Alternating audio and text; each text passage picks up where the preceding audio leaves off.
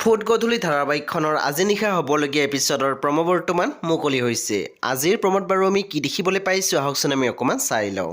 আজিৰ প্ৰম'ৰ প্ৰথম ভাগত আমি দেখিবলৈ পাইছোঁ বিনুৱে হাজবেণ্ডক কৈ আছিল, মই আপোনাক নুবুজোঁ, মই মাত্ৰ অনুক তাত থাকিবলৈ দি অহাটো ভাল কথা হোৱা নাই বুলিহে কৈছিলোঁ।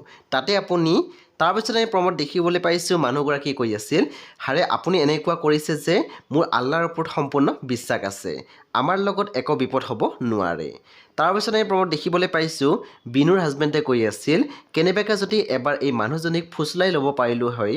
তাৰপিছত আমি প্ৰম'ত দেখিবলৈ পাইছোঁ পুনৰ মানুহগৰাকীয়ে কৈ আছিল, আপুনি ইমান নিৰাশ নহ'বচোন, মনটো অকণমান ডাঠ কৰক, চাব সকলোবোৰ সমস্যা লাহে লাহে আঁতৰি যাব।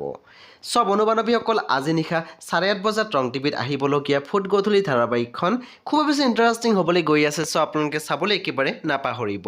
পৰৱৰ্তী আপডেটৰ বাবে আপোনালোকে আমাৰ চেনেলটো ছাবস্ক্ৰাইব কৰি কাষত থকা বেল আইকনো টিপি দিবলৈ একেবাৰে নাপাহৰিব।